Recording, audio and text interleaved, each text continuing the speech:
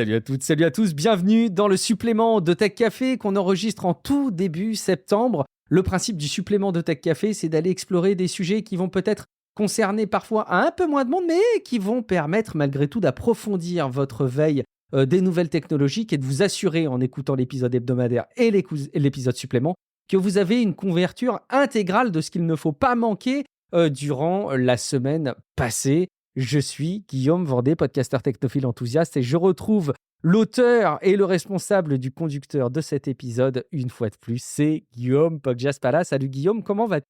Écoute, oui, une couverture bien épaisse et moelleuse. Oui, et il faut commencer à se tenir chaud parce que les températures vont baisser. Voilà pourquoi tu fais ça. Je sais que c'est ta motivation première. Merci à celles et à ceux qui envisagent de nous soutenir sur patreon.com/techcafé, une plateforme de financement participatif qui permet tout simplement de verser une petite somme chaque semaine et peut-être bientôt à l'avenir chaque mois. Et vous avez le sentiment comme ça de vous garantir le fait que Tech Café restera dans votre app de podcast aussi longtemps que possible. Et puis en plus, vous pouvez en contrepartie écouter les épisodes sans la pub. Et je le rappelle, directement dans votre app de podcast. Pas besoin d'installer une application en plus. Vous pouvez le faire directement dans votre app habituel, c'est sans engagement et vous pouvez plafonner votre participation. Merci beaucoup de l'envisager.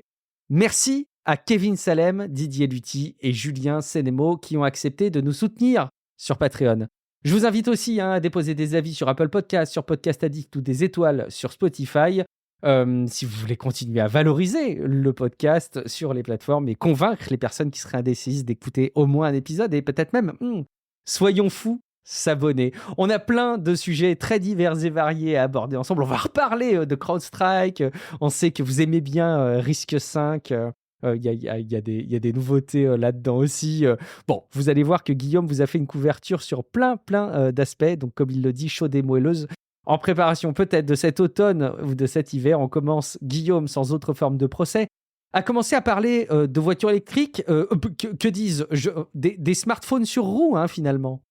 Malheureusement, ouais, un petit segment voiture électrique avec encore quelques mauvaises nouvelles pour les propriétaires de voitures en Chine, qui voient leur constructeur fermer boutique et avoir de gros soucis financiers. Il faut dire que considérer les voitures comme des smartphones à roulettes, c'est assez idiot, parce que le gros focus sur le software, ça fait que les véhicules peuvent être victimes d'une obsolescence non programmée, mais néanmoins précoce. Des exemples absurdes, on en a plein. On a ce propriétaire d'une voiture WM Motors qui est parti en faillite et qui peut plus écouter de musique dans sa voiture parce que le système requiert une connexion Internet. Il n'a plus accès à l'appli, donc sur le téléphone non plus, donc c'est-à-dire qu'il n'a plus de contrôle à distance de l'air conditionné ou du verrouillage. Mais son principal souci, au-delà donc du système de divertissement musique vidéo, au-delà de ça, c'est qu'il ne peut plus se loguer à sa voiture et donc il ne peut plus non plus avoir accès aux alertes, il ne peut plus avoir les statuts des composants de sa voiture, tout ça, donc en gros si ça ne va pas, il ne peut pas le savoir. WM Motors tente de maintenir un semblant de service, mais c'est très précaire, il n'y a plus de mise à jour, plus d'appli dans l'App Store, des serveurs qui sont intermittents, et du coup, rendre sa voiture dépendante de serveurs privés, ça paraît vraiment idiot, quoi. Et c'est pourtant un problème assez pressant et assez courant, parce qu'en théorie, les pièces sont disponibles, donc au niveau matériel, les pièces sont disponibles pendant 10 ans après l'achat du véhicule, c'est une obligation réglementaire en Chine, mais par contre, il n'y a rien pour le software, rien pour le suivi des logiciels. Et pour les batteries, d'ailleurs, ça pourrait être aussi un problème. Et tout ça date pas d'hier. En 2021, il y a eu une panne chez Tesla qui avait désactivé l'ouverture par téléphone, l'ouverture des portières par téléphone. Donc ça marchait toujours avec les clés, mais il fallait encore les avoir sur soi. Si vous avez l'habitude d'utiliser uniquement le téléphone, vous étiez dehors, quoi. Et pour Fisker, c'est pire, puisque Fisker est parti en faillite, on avait parlé, et les propriétaires ne peuvent même plus allumer la clim, ce qui rend leur voiture, disons, peu attrayante à la revente, vu les étés qu'on va se payer. Bon. Donc c'est n'importe quoi, et les conséquences de tout ça, c'est que les Chinois se détournent peu à peu des startups automobiles, malgré des prix attrayants, et il y a toujours beaucoup de constructeurs, il y a 150 constructeurs en Chine, mais il y en a que 2 qui sont rentables, je crois que c'est BYD et Geely. C'est Geely, ou Geely, je sais jamais comment on prononce. D'ailleurs, on prononce pas BYD non plus, on prononce BYD, je sais que je hérisse certains en prononçant BYD, mais moi ça me fait marrer. Désolé. Et donc il y a BYD et Geely, probablement auto. Il y a aussi Li Auto et IMA qui sont, disons, majoritaires, on va dire. Mais c'est vrai que BYD écrase un petit peu le marché apparemment des ventes cet été. Et on se concentre clairement sur, quand tu vois les chiffres des ventes de cet été, on voit qu'on se concentre vraiment sur 3 ou 4 grandes marques et que les startups commencent à avoir de plus en plus de mal, quoi. quand on parle de voitures électriques, spontanément, on commence à raisonner taxes parce qu'il y a une vraie guerre commerciale qui se fait à l'échelle de la planète. Il y a notamment l'Europe qui a taxé les véhicules électriques qui ne sont pas fabriqués en Europe, ce qui a un peu embêté Tesla. Ils ont réussi d'ailleurs à faire baisser, je crois, la taxe à 9%, là. Donc c'est moins sévère concernant leur voiture. Bref, Guillaume, c'est un vrai sujet, ces taxes. Oui, d'ailleurs, le Canada va imposer des droits de douane de 100% sur les voitures étrangères, C'est donc pas les rien, chinoises, 100%. et du coup aussi les américaines, donc a priori Tesla aussi, sauf s'il arrive à choper une exemption aussi. Alors le Canada fait un peu comme les États-Unis, peut-être par solidarité, je sais pas. Le Canada n'est pas pourtant un acteur majeur de la voiture électrique, c'est même pas un marché majeur d'ailleurs. Dans une moindre mesure, l'Europe fait un peu pareil, avec des droits de douane augmentés, donc cet été, entre 17 et 37% de taxes en plus, à des 10% déjà en place. La Chine est accusée de subventionner son secteur automobile, et donc ce serait une concurrence déloyale qui serait remise à plat par les taxes. La Chine est furax, bien entendu, contre nous, et le Canada, et on s'attend à des représailles économiques, pour le moment.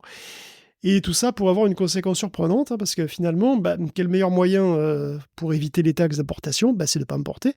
Et donc, c'est le plus simple, ce serait de construire sur place. Et c'est l'idée d'Xpeng, ou Crosspeng, alors je sais pas, moi je dis Xpeng, un constructeur pas énorme d'ailleurs, qui date de 2014, et qui envisage carrément de produire en Europe. Donc plus de droits de douane si le véhicule est produit sur place, et donc ils sont en phase prospective, là ils cherchent un site, au départ arrivé, mais finalement, s'il produit sur place, c'est peut-être tout bénef en réalité, puisque ça y est, on a... même écologiquement, c'est quand même mieux de produire sur place, et puis ça redynamiserait le secteur industriel du pays, en tout cas, qui serait choisi. Donc finalement, est-ce que les taxes sont pas efficaces ? C'est marrant. C'est peut-être la conclusion à laquelle on va aboutir. Bon, l'argent est souvent une solution, Guillaume, de toute façon, donc les taxes peuvent l'être. On a des éléments autour de l'environnement avec des positions très fortes, j'ai l'impression. Bon, en tout cas, des beaux documents de Meta. Des beaux documents, n'est-ce pas ? T'as vu, c'est léché. Il est beau, le document. Carrément. Ouais. Oui, parce que comme toutes les autres boîtes tech, globalement, Meta veut se verdir. Et ils ont de gros projets zéro carbone et tout ça. Alors, donc, carbone net zéro, évidemment, parce que sinon, étant donné qu'elle consomme de plus en plus en énergie avec de plus en plus de data centers, Meta, c'est compliqué d'atteindre le zéro carbone. Alors, le rapport dont on parle, là, c'est le rapport For a Better Reality, n'est-ce pas ? J'invente rien, avec une belle photo de montagne avec un mec en kayak devant. Bon, pourquoi ? Je sais pas. C'est un rapport qui est assez long et chiant quand même, malgré les jolies photos de plantes. Parce qu'il rame un peu à avancer. Parce que ça rame, c'est exactement ça. Ok, c'est ça, il y a des photos, il y a des jolies photos de nature. Les photos sont très belles. Pour convaincre que Meta, il est écologique. Et bon, le graphique principal finalement sur les émissions en tonnes de CO2, il n'est pas complètement évident à saisir, surtout parce parce que déjà il n'y a pas trop de zéro en fait et qu'on le voit pas vraiment arriver. Alors globalement, les émissions réelles directes de Meta augmentent. On est proche de 15 millions de tonnes et c'est légèrement plus qu'en 2023. C'est légèrement plus en 2022 qu'en 2023, puisque en fait ce rapport il est pour la période 2023. Et donc avec le boom de l'IA et l'arrivée des gros serveurs Nvidia, cette année, je pense que ça va être bien pire encore l'année prochaine. Donc qu'est-ce qui baisse alors ? Parce que là, on m'a dit que ça remonte. Faut que ça baisse. Ce qui baisse, c'est les émissions nettes, si on tient compte des crédits carbone. Là, effectivement, ça baisse entre 2022 et 2023 et on doit être autour des 7 millions de tonnes, donc à peu près 2 fois moins, la louche. Meta, comme tout le monde, achète des REC. Des REC, c'est les Renewable Energy Certificate. Et bon, ces REC sont revendables d'ailleurs sur un marché qui fait d'ailleurs fluctuer le prix. Alors, c'est injuste de dire que les REC ne servent strictement à rien, il ne faut pas exagérer. Néanmoins, il est aussi courant qu'on surestime significativement leur impact réel. Et d'ailleurs, leur fluctuation de prix, qui est vers le bas plutôt quand même en ce moment, ça arrange rien. Donc il y a une étude de 2022 qui l'avait bien montré, je pense qu'on avait d'ailleurs évoqué plus ou moins le souci, peut-être cette étude, peut-être une autre, je sais plus, en tout cas j'ai mis l'étude en lien au cas où. En ce qui concerne Meta, Meta donc utilise les REC, comme tout le monde on va dire, et on peut pas dire non plus que tout soit complètement bidon. C'est là que c'est compliqué, parce que acheter des REC en l'air, comme ça, sur le marché, ça n'a pas toujours l'effet escompté, clairement, ni l'effet estimé d'ailleurs. Mais acheter des REC de manière directe et ciblée, en soutenant des projets locaux bien identifiés, qui sont bien calibrés et qui sont crédibles, qui fonctionnent, là oui, ça peut marcher.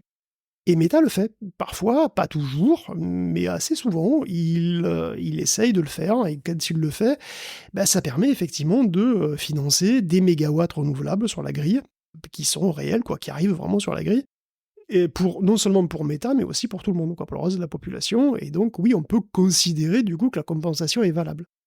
Alors Meta supporte 86 projets éoliens et solaires dans 24 États pour 10 gigawatts cumulés de puissance supplémentaire à peu près. Et ils sont aussi très intéressés par la géothermie, ce qui n'est pas étonnant, puisque c'est quand même une source d'énergie idéale pour un data center, puisque c'est une source d'énergie qui n'est pas intermittente, c'est permanent, et puis les serveurs aussi, ils doivent tourner en permanence, donc c'est parfait. Mais Meta a essayé de privilégier cette approche. Mais il reste encore des règles pures, des règles nulles en quelque sorte. Et ça, c'est évidemment plus difficile à apprécier. Alors au final, c'est compliqué, parce que, bien sûr, oui, Meta consomme et émet de plus en plus de CO2, Meta consomme de plus en plus d'énergie et émet de plus en plus de CO2, de manière brute, mais effectivement, il compose une partie non négligeable de ces émissions par des projets, en partie, tout à fait crédibles. Le truc, c'est que c'est loin d'être la totalité, puisqu'on est, on est sur une moitié, quand même, et que ça baisse pas vite. Je veux dire, même les émissions nettes, et ça baisse pas très vite. Et l'IA va quasi certainement aggraver les émissions dans un avenir proche. Après tout, 60% de l'électricité américaine est encore d'origine fossile, et c'est quand même avec ça en premier lieu que vont tourner les milliers et millions de H100 de Meta, comme celles de tous les autres prestataires. On parle de Meta, mais enfin, je veux dire, évidemment, c'est pareil pour tout le monde. Et donc, tout le monde est dans le même bateau, donc c'est un bateau, finalement, oui, tout le monde dans le même bateau, mais le cap, il n'est pas si clair que ça, parce que le net zéro, même avec des compensations carbone à tir larigot, ça va être compliqué, quoi. Et bon. Donc, en demi-teinte, on va dire, par rapport. Ça aura vite ses limites. Allez consulter le doc, regardez, et faites-vous une opinion peut-être aussi. C'est intéressant de commencer à s'intéresser. Bon, c'est un gros document, c'est long à lire malgré tout. Guillaume, un phénomène de société qui est intéressant à observer, c'est le fait de quoi? De parler au téléphone, ça se perdrait, Ou de ne pas parler au téléphone, bah oui. Non, c'est marrant, c'est une petite étude sociologique, comme j'aime bien les relayer de temps en temps. Celle-ci, elle est de YouSwitch. Je sais pas, parce que je crois pas qu'ils sont dans la téléphonie, il me semblerait, ce serait logique. C'est une petite étude sur 2000 personnes sur les habitudes électroniques de la génération Z/millennials. Des jeunes, quoi. Alors tu vas me dire si tu te reconnais. Et apparemment, un quart à peu près des jeunes de 18 à 34 ans déclarent ne jamais décrocher le téléphone. Donc ils décrochent jamais sur les Apple. Donc je suis plus vieux que ça, malheureusement. Non, déjà, j'ai énormément mais... de mal à décrocher au téléphone. Voilà, donc, je te parle plutôt du comportement, parce que je sais très bien que bien sûr. on a plus que... Oui, on est trop vieux, Guillaume. Secret, on a plus de 34 ans. Et voilà, on sait pas. Mais oui, non, moi je fais très clairement partie des personnes qui ont des vraies difficultés avec ça. Et mon fils, c'est intéressant d'observer aussi à 12 ans quel usage il a d'un smartphone avec ses copains, avec des outils de messagerie. Ou alors lui, le truc qui l'insupporte, c'est les vocaux aussi, sur les outils de messagerie. Ça, c'est intéressant, parce que... qui sont vraiment légion. Alors, il me faisait rire au passage parce qu'il me décrivait des situations qu'il observe autour du collège où, tu sais, parfois, t'en as un qui répond avec un vocal « ha ha ha ha ha » et il se rend compte que son vocal n'a pas été enregistré. Alors, il se reforce à rire « ha ha ha ha ha » en réenregistrant son vocal. Je trouve ça absolument risible. Bon, lui aussi. Je me dis que tout n'est pas perdu, tu vois, pour l'humanité, si mon fils fait partie des gens qui trouvent ça risible. Mais oui, t'as raison, c'est intéressant. Tout est perdu pour l'humanité, parce qu'il y a d'autres chiffres de YouSwitch, justement. Et donc, alors, les tendances qui se dégagent de cette petite étude, c'est donc qu'il y a un quart à peu près à 23%, en fait, des jeunes de 18 à 34 ans qui ne décrochent jamais le téléphone, même quand ils voient qu'on les appelle. Je veux dire, c'est vraiment, ils voient qu'on les appelle, ils ne décrochent pas. Moi, je ne décroche que si c'est des numéros connus. Si c'est des numéros inconnus, je ne décroche jamais. Si c'est important, il a sa message. Pourquoi je fais ça? Exactement comme la raison number one qui a été donnée dans cette étude, tout simplement à cause du démarchage téléphonique, parce que à chaque fois c'est chiant, quoi. Je veux dire, juste tu décroches et une fois sur deux, enfin même bien plus d'une fois sur deux en réalité, c'est quelqu'un qui veut te vendre un truc, chelou. Il y a des super outils de filtrage quand même maintenant. Comme les numéros changent énormément. Alors, ça fait longtemps que je n'ai pas eu, tiens, plus pour... Il y a Orange qui proposait une application pour tout le monde, pas que pour les clients Orange d'ailleurs, qui marchait par phase. Moi, c'est par phase. Moi, là, il y a des phases où j'en ai vraiment beaucoup, et puis là, ça fait longtemps que je n'ai pas eu. Mais c'est vrai que, voilà, les phases où il y en a beaucoup, effectivement, tu décroches plus. Mais donc, effectivement, c'est une raison, c'est la raison number one, c'est le spam, de ne plus décrocher le téléphone. Évidemment. Alors, les autres chiffres, c'est donc, du coup, donc les jeunes, pour plus de la moitié, 56%, supposent a priori qu'un appel à l'improviste d'un numéro connu est un synonyme de mauvaise nouvelle. Donc c'est associé à quelque chose de négatif, le coup de fil, quoi. Mhm. Les jeunes, du coup, préfèrent les médias sociaux à 48% et les messages vocaux à 37%. Aïe, aïe, aïe. Et ouais, il y a quand même 37% des jeunes qui trouvent que c'est une bonne idée d'enregistrer des messages. Bon, perso, voilà, je comprends pas, mais voilà, c'est perso. La moitié d'entre eux se sentiraient néanmoins offensés si un ami ou un membre de la famille ne leur téléphonait pas pour annoncer une bonne nouvelle, enfin une grande Comme nouvelle, quoi, hein, quel paradoxe. comme des fiançailles ou une naissance. Mhm. Tu vois. Ok, ok. Les discussions Très valent la peine intéressant. d'être partagées quand même. Ça dépend aussi du sexe d'ailleurs. Il y a 6 femmes sur 10 qui considèrent qu'une discussion générale vaut la peine d'un appel téléphonique, contre 53% des hommes. Il y a une différence notable entre hommes et femmes, et effectivement, bon, dans cette étude, les femmes en général téléphonent un peu plus volontiers que les hommes. Dans l'ensemble, aujourd'hui, en moyenne, on utilise le téléphone plus que 5 minutes et demie par jour. Soit certainement bien moins qu'autrefois, hein, quand les gènes X ou Y, je sais pas quoi. Et alors, ça, c'est les résultats bruts. Mais ce qui est rigolo, en fait, c'est que ces résultats ont été relayés dans un article de BBC News, qui a été écrit par Yasmine Ruffo, qui apparemment est complètement dans la tranche d'âge, et du coup, qui parle de sa propre expérience. Et qui éclaire un petit peu pourquoi, selon elle, les jeunes ne sont pas, enfin, aiment pas trop le téléphone et répondent pas trop au téléphone. Et c'est tout simplement parce que, déjà, ils peuvent, tout simplement. C'est-à-dire, ils peuvent ne pas répondre au téléphone, ils peuvent ne pas utiliser le téléphone en tant que téléphone en parlant, parce qu'en gros, les ados des années 80-90, ben, ils avaient que le téléphone pour socialiser. Hein, voilà, ils s'appelaient, quoi, ils parlaient. Dans les années 2000, ben, ils passent leur temps à texter, ils n'ont pas besoin de parler. Ils s'envoient des textes tout le temps, à tout bout de champ. Et donc, ils n'ont pas développé l'habitude de parler longtemps et souvent au téléphone, et donc c'est une norme qui n'est pas exactement la même que la nôtre, par exemple, puisqu'on est la génération d'avant. Hein. Et la norme, c'est le message texte. Et l'association coup de fil avec un truc grave, c'est assez logique aussi. Comme les agendas sont moins prévisibles, les horaires de travail sont moins prévisibles, on utilise beaucoup plus le texte pour les informations et le tout venant. Du coup, si c'est des informations de base, tout venant, bah, c'est le texte. Donc la voix devient plus chargée émotionnellement, plus réservée à des trucs importants, donc en partie à des trucs graves, chiants, etc. De même, les jeunes trouvent qu'appeler quelqu'un, c'est envahissant, qu'appeler sans prévenir, c'est même mal poli, parce qu'ils trouvent que, ben voilà, je veux dire, tu fais un truc, tout arrêter pour parler un temps indéterminé avec quelqu'un qui te tient la jambe, ben c'est coûteux, et tu dois le faire que si c'est réellement nécessaire, quoi. Alors que le texto, ben c'est asynchrone, c'est moins demandeur, et c'est plus respectueux du ton d'autrui. Et souvent, ça véhicule largement assez d'informations, d'ailleurs. Donc on note quand même un goût assez répandu pour les messages vocaux, qui est, bon, moi je m'explique pas ça, mais bon, effectivement, pourquoi pas. Ça a aussi une logique, parce qu'en fait, c'est une sorte d'entre-deux. C'est-à-dire que c'est asynchrone comme le texte, donc ça veut dire que ça respecte le ton d'autrui, tu l'écoutes quand tu veux, mais c'est ta voix, donc ça véhicule tout ce que le texte ne véhicule pas, c'est-à-dire ça véhicule l'émotion, etc. Donc il y a un surplus d'intimité, si tu veux, dans le message texte qui le rend attrayant dans certaines conditions. Donc voilà. C'est l'archétype du truc que je déteste, les vocaux. Si vraiment vous voulez me gonfler, vous m'envoyez des vocaux. Je trouve que ça n'arrange que celui qui l'envoie, en fait, le vocal. Et vraiment, je trouve ça vraiment très perturbant. C'est-à-dire que la personne n'a pas pris le temps de synthétiser l'info pour qu'elle te fasse gagner du temps dans l'interaction. Et quelque part, c'est pas très donnant-donnant. Et tu sais, sur le téléphone, il y a un vrai sujet de discussion qu'on a dans la famille.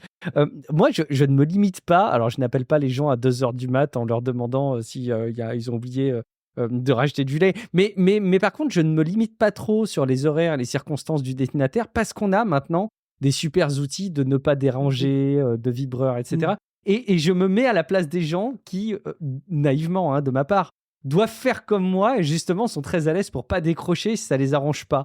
Donc je me limite pas sur les appels, mais je vois dans les profils des personnes que tu décris dans les études qu'il doit aussi y avoir beaucoup de personnes qui, par effet miroir de pas vouloir être dérangées, doivent beaucoup se limiter dans leurs appels. Oui, en fait, Là-dessus, d'ailleurs, c'est cohérent. bon, a priori, et c'est ce qui est aussi dans l'article, ça a un impact dans le monde du travail. Parce que dans le monde du travail, effectivement, bah, c'est intergénérationnel. Tu as des gens qui sont habitués à téléphoner tout le temps, à téléphoner beaucoup, pour qui c'est important. Et tu as des jeunes qui ont du mal avec ça, en fait. Et tu as certains jeunes qui ont effectivement... C'est tellement vrai. Voilà, qui ont du mal à appeler, à se faire appeler, tu vois, qui essaient même de fuir un petit peu ce truc-là parce qu'ils sont pas habitués, ils trouvent ça too much, quoi. Donc c'est assez marrant aussi de voir que ça impacte le monde du travail. À fond, moi je le constate vraiment dans mon travail, avec des générations, plus jeunes, auprès de qui, parfois il peut y avoir des conversations interminables où ils ne se comprennent pas et je trouve, en fait, au bout d'un moment, parfois, perdre du temps, à vouloir essayer de se comprendre à l'écrit. Tout ne se comprend pas aussi bien et parfois je dis: «Mais tu pas envie de l'appeler là 3 minutes, vous discutez et puis vous allez régler le problème?» Ce qui arrive dans 99 des cas, mais effectivement, il y a cette éducation, enfin cette habitude plutôt, qui est pas forcément prise. Bon, très intéressant ce sujet du téléphone, hein, ce vieil outil du passé pour communiquer. On va continuer à parler des impacts de la tech dans notre quotidien avec une victoire a priori, celle qui visait à un petit peu limiter les pratiques des assureurs qui s'appuient sur des algorithmes, Guillaume. Oui, on avait parlé alors des scandales aux États-Unis, des algorithmes utilisés par les assurances santé qui coupaient les vivres un peu, beaucoup trop facilement à des assurés qui se retrouvaient malades, voire à l'article de la mort, hein, et sans couverture santé, donc libres de crever hein, dans leur coin, dans le pays de la liberté. Phare du monde libre. En fait, il y avait plusieurs affaires de ce type, hein, et il y en avait une qui concernait TennCare, qui est le système du Tennessee, système Medicare voilà, du Tennessee, qui était créé, alors le logiciel était créé par Deloitte. Et ce truc a été attaqué en class action par 35 personnes, et ça date de 2020, donc c'est une vieille affaire, hein, et ils viennent de gagner. Voilà. Ils viennent de gagner gros, puisque Deloitte est condamné à 400 millions de dommages et intérêts, et c'est une victoire qui pourrait avoir des répercussions encore plus grosses pour la boîte, d'ailleurs, qui est aussi responsable de systèmes similaires dans 20 États. Donc d'ailleurs, quand on avait parlé ça d'un système, enfin d'un problème plus systémique que ça, hein.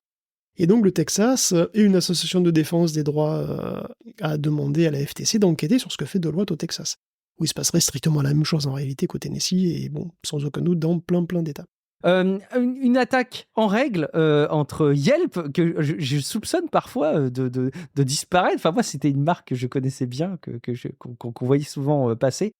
Et j'ai toujours un peu de mal à me rappeler du fait que Yelp est encore présent. C'est un problème pour Google. Yelp, c'est pour ça qu'ils attaquent Google d'ailleurs. Parce que tu les as oubliés. C'est justement parce qu'on les a oubliés, bah oui. Et pour cause, autre petite news, hein, autre petite news et autre procès, Yelp attaque Google en antitrust, lui aussi. J'aurais presque pitié, hein, puisqu'il vient quand même de perdre son énorme procès. Ouais. Et à Google, hein, qui est officiellement accusé de monopole. Enfin, bon, pitié, j'exagère un petit peu. Hein. De toute façon, ils vont faire appel à tout, évidemment. Mais bon, clairement, pas mal de monde a senti le vent tourner. Yelp, quant à lui, est coutumier hein, du fait de se plaindre de Google. C'est toujours la même chose, hein. Google privilégie ses propres services. Services que, comme il n'a pas de concurrence, ben, il n'a pas de motivation à améliorer. Résultat, ça lèse les consommateurs. Boum, abus de position dominante. Voilà, c'est ça l'argumentaire de base. Mmh. Et alors, vous avez remarqué, les procès en ce moment, c'est la grosse tendance. Yelp attaque Google par hasard, non pas du tout, de la cour du district nord de Californie, là même où Google a perdu face à Epic. Parce que voilà, encore un autre procès parmi la ribambelle qu'on relate quand même régulièrement dans des cafés. On continue, Guillaume. Avec, tu sais, au passage, je ne peux pas m'empêcher aussi de penser les lois qui sont appliquées maintenant en Europe concernant les comportements de Google. J'avoue que moi, il y a des trucs, en tant qu'utilisateur, ça me gonfle. Donc, comme quoi, le fait que ça me gonfle, d'ailleurs, doit évoquer le fait qu'il y avait un problème. Si tu cherches un restaurant dans Google, un truc que tout le monde doit faire, une pizzeria, par exemple, et que tu cliques sur les liens sur le côté, là, ça marche plus. Ils sont plus cliquables, c'est directement lié aux évolutions des directives légales. Ça marche dans les premiers résultats en haut de la liste du moteur de recherche. Par contre, quand tu recherches un truc, un sujet, et que sur la droite, tu as des suggestions de liens vers Google Maps, ça marche plus et c'est directement lié aux évolutions. Ça, c'est un peu gonflant, ça oblige à remettre sur Google Maps. Bref, pardon, c'est ma petite parenthèse de plainte. Je ne remets pas en question le bien fondé malgré tout qui amène à se poser la question là-dessus. Un petit mot sur le droit à réparer, Guillaume. Bon, c'est un truc qui emmerde tout le monde, hein, on peut le dire. Ah bah c'est sûr. Bah non, mais c'est. On pense que le droit à réparer, c'est une bataille juridique. C'est pas une bataille juridique, c'est la guerre. Littéralement, c'est la guerre. Parce que ce combat contre le droit à réparer a dû se créer un axe assez large hein, qui va des fabricants de tracteurs aux constructeurs de chars d'assaut et de bateaux de guerre en passant par des spécialistes de la plomberie ou des gens qui font de l'irrigation. Alors ce qui est bien, c'est que ça pointe de manière assez claire là où sont les problèmes. C'est-à-dire là où les fabricants emmerdent le monde pour se faire plus de pognon, parce que ça va carrément jusqu'à l'armée américaine. Hein. Et d'ailleurs, certains sénateurs commencent à trouver ça un poil lourdingue. Parce que ça va jusqu'aux bateaux de guerre, qui coûtent des centaines de millions quand même. Hein. Enfin, je dis centaines de millions, je sais même pas pour long, ils prennent des multiples centaines de millions à acheter, et qui est considéré quand même, toujours, même une fois que tu l'as acheté, par Lockheed Martin, comme sa propriété. Parce que les militaires peuvent pas y toucher, ils peuvent rien réparer, ils sont obligés d'emmener le bateau à un sous-traitant agréé pour toute intervention, et ça leur coûte des millions, hein, cette affaire. Parce qu'il faut bouger le bateau, ça prend beaucoup plus de temps, etc. Ça prend des millions de dollars du contribuable. Et donc, à la fois de bouger le truc, hein, voilà, et puis parce qu'évidemment, Lockheed Martin met les prix qu'il veut, bien entendu, puisque le client il est captif. L'exemple du bateau, c'est un exemple réel, hein, cité par Elizabeth Warren, alors qu'elle appuie un projet de loi de financement de l'armée qui inclut une clause interdisant ce genre de pratique. L'armée doit fournir hein, suffisamment d'informations et l'accès à suffisamment de pièces hein, pour que l'armée américaine puisse réparer elle-même ses propres bâtiments et pas devoir faire des centaines ou des milliers de kilomètres pour trouver un réparateur agréé. T'imagines comme ça doit être pratique en cas de conflit, ça. Je veux dire, c'est... mec, voilà. Ah bah non, mais c'est à 2000 bornes et qu'il y a le garage, il a 2000 bornes. Non mais sans déconner. Donc ça peut paraître du bon sens, mais bien sûr, les fabricants qui ont construit des monopoles et verrouillé les marchés pendant des années, ils sont pas du tout d'accord. Ouais. Et ils sont rejoints dans leur croisade par tous ceux qui font pareil, quoi, hein, qui fassent des frigos, des motos ou des équipements médicaux, c'est pareil. Et c'est ça qui est marrant, c'est que ça concerne pas directement la moitié la moitié des membres de ce lobby, quoi. Mais bon, comme le secteur tech a passé des lois en faveur du droit à réparer, il commence à baliser, et ça se voit un petit peu, ça se voit un petit peu trop même. Donc il y a sûrement un coup à jouer d'ailleurs, mais bon, clairement la route est longue, hein, parce que voilà. Et la route est longue, et comme il n'y a pas de réparateur agréé sur le chemin, c'est risqué, hein, c'est risqué de partir. Pas évident du tout.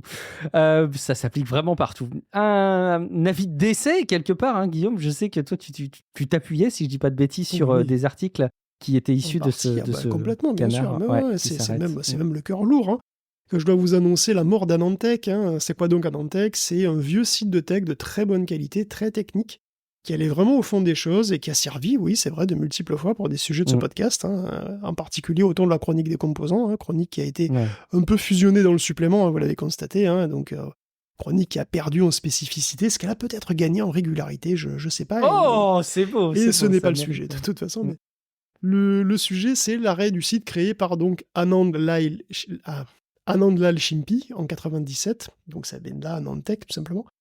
Et donc oui, moi je connaissais le site perso que depuis les années 2004-2005 vers là. Anand, donc d'où Anantech, hein, voilà, est parti en 2014 travailler chez Apple, dans l'équipe d'ailleurs qui a créé les fameuses puces M. Et donc c'est Ryan Smith qui a repris le flambeau jusqu'au 30 août, date où le site va cesser complètement d'être actif. Le forum va rester, et le contenu reste dispo, ce qui est déjà bien, pour un temps d'ailleurs complètement indéterminé. Le problème c'est que plus rien ne sera posté, quoi, hein, le site est mort.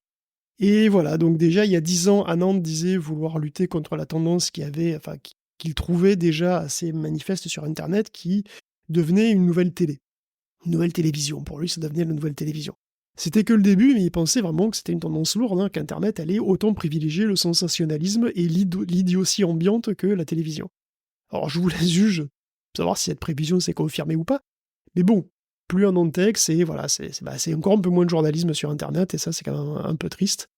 Et peut-être qu'il est parti au bon moment, en Inde, finalement. Voilà. En tout cas, toute l'équipe, désolé, hein, cœur avec les doigts, voilà, désolé. Et merci d'avoir aidé à contribuer comme ça à l'éditorial. Mais je ne doute pas une seconde que tu vas trouver des sources d'infos toujours aussi pertinentes pour Tech Café. Merci Guillaume. On va changer un petit peu de rubrique et on va passer au suivi de la génération d'images et même de vidéos, et même, au sens large, soyons fous, hein, même de 3D, avec des nouvelles prouesses en matière d'avancée et de recherche. Écoute, quelques news sur les nouveaux modèles de deep learning qui font des trucs de fou cette semaine, hein, comme toutes les semaines. Et là, on parle encore de vidéo dans une certaine mesure, et c'est intéressant parce que la vidéo est en feu en ce moment. Alors j'ai évoqué donc Coq Vidéo X5B, donc c'est ça que j'avais évoqué dans l'hebdomadaire. En fait, c'est le modèle ouvert quasi grand public, le plus crédible de génération de vidéos à l'heure actuelle, hein, que j'ai pas réussi à faire tourner, que j'ai essayé mais ça n'a pas marché. Parce que ma VRAM ça coince, voilà, parce que la diffusion passe bien, mais après comme avec Stable Diffusion, il faut décoder le paquet, quoi. Et ça prend un max de mémoire, et pour l'instant, j'ai des erreurs de dépassement de mémoire. Bon, voilà, je vais pas tester en profondeur, j'ai vraiment testé rapidement, mais bon, ça n'a pas marché pour l'instant. Et donc, je raconte ma life, mais c'est pas du tout le sujet. Le truc à garder à l'esprit pour la génération de vidéos en local, quand même, au passage, ce que ça veut dire aussi, c'est que, oui, ça prend beaucoup de mémoire, et beaucoup plus que la vidéo et que les images, et oui, c'est normal, et ça n'a pas tant de problème, c'est que on fait de la diffusion sur un bloc en 3D, un bloc spatio-temporel, du coup. Et ce bloc, il est d'autant plus large que la résolution est grande, et il est d'autant plus profond que la vidéo est longue. Or, ce bloc, il doit être traité d'un bloc. Donc, ça doit rentrer en mémoire en même temps que le modèle de diffusion. Et ça doit aussi être décodé d'un bloc aussi, idéalement. Donc, il y a des possibilités, d'ailleurs, qu'il va falloir explorer de saucissonner le boulot. Mais après, ça peut faire apparaître des problèmes de jointure sur l'image quand tu saucissonnes le boulot. Mais bon, c'est pas simple. Mais donc, oui, voilà, la vidéo, vous voyez effectivement que ça bouffe beaucoup plus que la génération d'images. Et donc, ça peut potentiellement être une limitation pour le grand public. Cela dit, la génération vidéo avance beaucoup, ça se démocratise aussi, et du coup, ça peut servir à des trucs annexes, des trucs un petit peu inattendus. Par exemple, on a un modèle qui s'appelle Recon X, donc Recon X, qui se sert de la capacité donc des générateurs vidéo à générer des suites d'images qui soient spatialement cohérentes. Et ils utilisent ça pour recréer des endroits en 3D avec très peu de photos. Parce qu'on sait déjà, globalement, ça fait un bon moment qu'on sait déjà, si on y met la puissance, à reconstruire un environnement en 3D, en photogrammétrie, avec des nerfs, avec des Gaussian splatting, on a beaucoup parlé des Gaussian splatting, voilà, tout ça, ça nécessite de prendre énormément de clichés d'un endroit pour couvrir un petit peu tous les angles, et puis après, vous pouvez vous balader comme ça dans une espèce de photo en 3D, quoi, de votre truc. Et si vous prenez pas beaucoup de photos, vous avez énormément de bouts qui sont flous, qui sont tordus, qui sont moches, etc. Alors l'espoir, en gros, ici, c'est de prendre globalement beaucoup moins de photos, alors même 3 ou 4 photos, et de générer les intervalles en vidéo générative, et d'utiliser ces intervalles pour recréer le tout en 3D de manière ultra fine.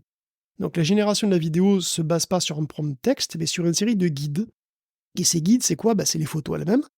Alors les photos, il n'y en a pas beaucoup, mais bon, déjà, c'est des informations de base super importantes, et après, ces informations donnent aussi quelques maigres infos en 3 dimensions qu'on peut rajouter, et ça donne une sorte de prompt, qui, voilà, donc un prompt spatial, quoi, quelque part, et ce prompt va aider au guidage de la génération de la vidéo pour faire la diffusion spatiale, et ça va permettre de faire tous les intervalles en 3D, et puis après, on peut utiliser ça pour avoir une représentation en 3D qui soit super fine, très précise, et qui puisse éventuellement aller un petit peu au-delà des polygones, un petit peu comme les Gaussian splatting, mais c'est une autre manière de générer ça. Et sinon, de manière assez reliée et peut-être plus terre-à-terre, on peut aussi générer de la vidéo pour faire juste des intervalles, en fait. C'est assez important. Alors, on sait déjà que on peut faire sur Runway Gen 3, depuis il y a quelques semaines, on peut utiliser un prompt et une image pour générer une vidéo, et ça marche très bien d'ailleurs, pareil pour Kling. Et dans un article de DeepMind et Berkeley, le but, en fait, c'est de créer des intervalles entre 2 images clés, et d'interpoler entre les deux. Alors vous allez me dire, c'est un truc qu'on fait depuis un sacré bail quand même, créer des intervalles entre 2 images, tu vois, c'est pour rendre par exemple des vidéos plus fluides, c'est un truc que fait DLSS 3 par exemple, NVIDIA fait exactement ça avec DLSS 3. Et c'est vrai, c'est exactement ça. Sauf que dans ces cas-là, on fait des intermédiaires avec... on fait très peu d'intermédiaires, on en fait 1 ou 2 la plupart du temps, et on fait ça avec des images qui sont très rapprochées dans le temps. Typiquement quelques dizaines de millisecondes. Tu vois, si on passe de 60 fps à 120 fps, typiquement. Là, on ne cherche pas à faire ça, on cherche à faire des images dans des intervalles de temps de l'ordre de la seconde. En 2 images, à 2 secondes d'intervalle. Donc c'est quand même des images... Pas avoir une définition de fou, mais à en rajouter, quoi. On cherche donc à faire des images qui... on cherche à faire donc des intervalles entre 2 images qui changent vraiment significativement plus. Ouais. Et donc c'est bien plus impressionnant. Dans beaucoup de cas, la vidéo générée à partir des images clés par le modèle de DeepMind, là, elle est tout à fait crédible, dans le sens qu'on n'imagine pas qu'elle est générative.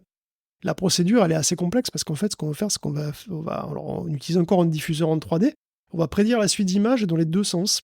Donc en allant en avant dans le temps et à rebours dans le temps. Et ensuite, les prévisions sont fusionnées et harmonisées. Et comme toujours dans un projet de recherche, si les vidéos sont en basse résolution encore, mais le potentiel est vachement impressionnant, parce que, évidemment, pour la génération vidéo pure, parce que tu as besoin de générer finalement moins d'images. Tu peux imaginer aussi que ce soit génial pour la création de 3D, parce qu'avant, tu fais un film, je sais pas, comme vice-versa, un film en 3D, quoi, pour vice-versa, il fallait te calculer toutes les images, donc 24 par seconde au minimum. Et avec un algo comme ça, tu fais que des images clés, et tu peux faire 20, 30 fois, 50 fois moins de calculs. Bon, après, évidemment, il faut faire l'inférence entre ces images-là, mais ça peut valoir le coup, parce que selon comment c'est accéléré, ça peut être beaucoup plus rapide à faire en réalité. Donc, évidemment, ça laisse envisager une sorte de super duper DLSS 3, ou DLSS 4, je sais pas. Donc, c'est une possibilité, de rajouter des images comme ça entre 2 images, quoi. Hyper intéressant. Ça avance vraiment à tous les niveaux. Par contre, j'ai perdu mon conducteur. Il est là. J'étais en train de regarder les belles générations d'images, même si la page rame un petit peu au bout d'un moment à afficher, je trouve. Bref, on va reparler un petit peu de CrowdStrike, Guillaume, qui est à l'origine de cette panne mondiale, bon, qui a été vite corrigée, mais quand même une sacrée bourde. Mais ça a dû laisser, j'imagine, Guillaume, des impacts sur CrowdStrike. Eh ben oui, c'est un peu la saison des résultats financiers aussi. Et on a ceux de CrowdStrike, donc, qui est désormais connu de tous, sorti de l'anonymat du jour au lendemain pour la pire Ouais, raison c'est vrai, possible. ça leur a fait de la pub. Le 19 juillet dernier, ça, il est devenu connu du monde entier. Donc après cette bourde d'ampleur planétaire, on pourrait s'inquiéter, c'est vrai, de la réputation et donc de la santé de l'entreprise. Rassurez-vous, pour le Ouais. moment, il n'y a aucun souci. 963 millions de dollars pour le trimestre, en croissance de 32%. Alors, les prévisions sur l'année elles ont été un petit peu modifiées, révisées légèrement à la baisse, puisqu'ils comptent sur 3,89 milliards au lieu de 4. Bon, pas non plus foufou. Et donc, pour le moment, le fiasco strike ne se fait pas du tout sentir. Ça pourrait changer l'an prochain, quand même. Le temps que les diverses boîtes se tâtent un peu, puis passent en vue la concurrence. Et puis d'ailleurs, là, CrowdStrike est convoqué par le comité de la sécurité intérieure aux États-Unis en septembre pour s'expliquer. Ils auront l'occasion de dire un petit peu ce qu'ils ont mis en place pour éviter que ça réarrive. Mais finalement, tu sais, il y a une chance que les retombées soient très limitées, en réalité, parce que ce CrowdStrike, il est utilisé depuis longtemps par des clients qui ont très souvent plusieurs de leurs logiciels de sécurité critiques chez eux. Alors d'ailleurs, CrowdStrike parle de modules, et au plus tu as de modules, au plus c'est compliqué de partir. Et les gros clients, ceux qui dépassent chaque année ceux qui dépassent le budget de 100 000 $ chez CrowdStrike, chez eux, par an, en général, ils en ont beaucoup de modules, la moitié en ont 8 ou plus. Alors inutile de dire que pour eux, eux, ils sont pas partis, quoi. Et même Delta Airlines qui veut intenter un procès à CrowdStrike, qui dit avoir perdu 500 millions à cause de lui, il a quand même 60% de ses applications critiques qui reposent sur Windows et CrowdStrike. Donc même lui, il n'est pas parti. Alors les relations clients, ça va être frais, entre les deux. Mais bon. Donc dans l'ensemble, le gros du business de CrowdStrike va rester probablement par inertie, par coût du changement. En tout cas, ça joue pour eux. On parle de résultats financiers. Est-ce qu'on a des nouvelles du côté d'NVIDIA? Il faut le scruter de près, parce qu'il titillait les sommets quand même. Oui, Nvidia est en perte de vitesse, c'est bientôt la faillite. Nvidia déçoit. Voilà. La chute d'un colosse au pied d'argile. Ouais, ça ferait des titres bien putaclic qu'on pourrait se faire. Ouais, on pourrait le mettre dans le titre de l'épisode, ça ferait un gros scoop. Ouais, mais non, en fait, non, pas du tout, bien sûr. Nvidia, en fait, c'est juste que le chiffre d'affaires de Nvidia accélère moins vite.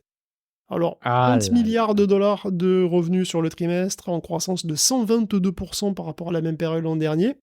C'est très bon. Alors, l'an dernier, c'est vrai, la croissance était de 262%, c'était 265% et 206% sur les 3 trimestres. Alors bon, j'arrête ça, non, Nvidia, il est très content, en fait, ça va, il avait même prévu un peu moins, en fait. Il avait prévu 28 milliards de chiffre d'affaires, ils en ont eu 30.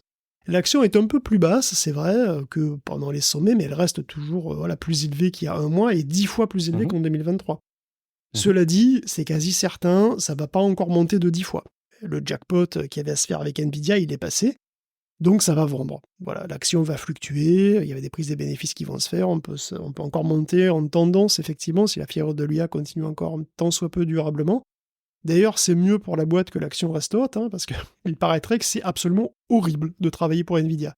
Que les cadences y sont infernales, que le stress y est permanent, que les horaires sont atroces, mais personne ne part. Pourquoi ? Parce que les employés, ils sont aussi payés en part de la boîte et que ces parts, elles ont pris 3000% depuis 2019. Ça aide. Ça aide, il y a quand même beaucoup d'employés, même pas forcément des cadres, qui sont devenus millionnaires en quelques années. Et apparemment, ça vaut quelques sacrifices, qu'est-ce que tu veux ? Bon. Alors au cas où vous poseriez la question, c'est les data centers qui dominent le bilan, évidemment. 26,3 milliards, 16% de hausse par rapport au trimestre dernier, 150% par rapport à l'an dernier. Le réseau, c'est surtout une division réseau aussi qui est très importante, a rapporté 3 milliards 7, ce qui fait de Nvidia un des principaux fabricants et prestataires de matériel réseau, c'est même le deuxième le plus gros du secteur. Leur achat de Mellanox, ça n'a pas été vain.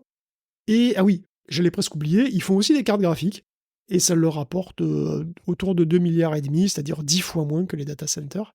Ils font aussi des puces pour les voitures, du matos de visualisation pro et quelques trucs, mais bon, de toute façon, ça se voit à peine sur les graphiques, donc on s'en fout. Donc ça reste très très bon pour Nvidia, qui a en plus annoncé que les soucis sur la prochaine génération de puces et les Blackwell étaient réglés. Apparemment, ils avaient des problèmes de masques qui donnait des rendements assez faibles, mais assez réglés. Donc ça part en production de masse et ça va partir, quoi. Donc finalement, ça a été que quelques semaines. C'est fou de voir qu'effectivement, pour le grand public, on dit Nvidia, c'est probablement carte graphique qui est le premier élément d'association auquel on pense. Et de voir que c'est évidemment pas ça qui drive les revenus. On parle de Nvidia, peut-être qu'on peut jeter un coup d'œil du côté d'Intel. Oui, c'est Hot Chips, donc on a eu effectivement des résultats, puis quelques trucs techniques, voilà, quelques nouvelles puces avec Hot Chips 2024 là, et puis quelques résultats d'Intel et Dell aussi. D'ailleurs, Dell est en super forme pour le coup. Dell, ils ont parié à fond sur l'IA. Pour le moment, ça paye. Ils ont 25 milliards de chiffre d'affaires, c'est en hausse de 9%, parce qu'ils fournissent des serveurs spécialisés en partenariat serré avec Nvidia. Hein. Et pour le moment, ça rentre bien côté serveur. Côté PC, c'est moins là, mais encore, l'IA va sauver le monde avec l'arrivée des IA, des PCIA, les IA machin là. Les Copilot PC. Les Copilot PC, exactement, d'une manière plus pragmatique. Hein. Aussi, d'ailleurs, le vieillissement naturel du matos acheté pendant le confinement va commencer à se faire sentir. Et les gens vont recommencer à acheter des PC, enfin. Et donc, voilà, Dell compte beaucoup là-dessus. Donc, Dell, il est confiant, n'est-ce pas hein. Et Dell est confiant, c'est pas le cas d'Intel, par contre. Car il y a des chiffres d'affaires qui n'en finissent pas de s'éroder, toujours plus d'investissements, mais qui aboutissent à des pertes nettes. Hein, et du coup, à des efforts des efforts drastiques, hein, qu'on suppose très difficiles à vivre pour tous les employés. Et bon, en plus, il y a ces histoires des corps haut de gamme de 13 et 14e génération, là. Hein. Donc, il y a des soucis techniques, on en avait parlé, c'est une calamité pour l'image de marque, quand même. Hein, parce que c'est les puces haut de gamme qui sont touchées. D'ailleurs, à ce sujet, Intel veut bien qu'on garde à l'esprit que les puces portables de 13e et 14e génération ne sont pas affectées, hein, par donc ce problème de voltage qui peut aboutir à des instabilités processeurs. D'ailleurs, il n'y a aucun corps qui ne fasse pas partie de la série K et aucun Xeon qui sont affectés. C'est vraiment les corps de 13 et 14e génération de série K qui sont parfois affectés effectivement par ce truc-là. Mais bon, le mal est fait, donc ça a encore un problème. Et Pat Gelsinger a admis les soucis financiers de la boîte, hein, il envisage même un truc assez drastique, la séparation de la boîte en deux. Alors on sait qu'Intel regroupe désormais deux entités qui sont séparées, hein, ceux qui font le design des puces et ceux qui les fabriquent, pour réduire les conflits d'intérêts avec les futurs clients. Mais pour le moment, ces deux entités sont toujours Intel. C'est une seule boîte Intel. Là, le CEO est en discussion avec des banques d'affaires pour lever des fonds, voir un peu comment on restructure. Parce qu'il y a des problèmes de budget, et une des solutions sur la table serait, c'est pas encore complètement officiel, hein, serait de éventuellement diviser, si ça va vraiment mal, en deux boîtes distinctes. Et qu'est-ce que ça apporterait finalement de diviser les deux boîtes? On divise les pertes, tout simplement. Il y aurait Intel et Intel Foundry. Ça manquerait pas de rappeler ce qui est arrivé à AMD, parce qu'en fait, c'est exactement ça qu'a fait AMD en 2008. Fin 2008, AMD donc, sort d'une très mauvaise passe. Ils n'ont plus les moyens, et donc ils ont sont séparés. Hein, ils ont formé Global Foundries, qui était leur partie usine, et AMD est resté AMD sans usine. Ils ont continué à faire des puces.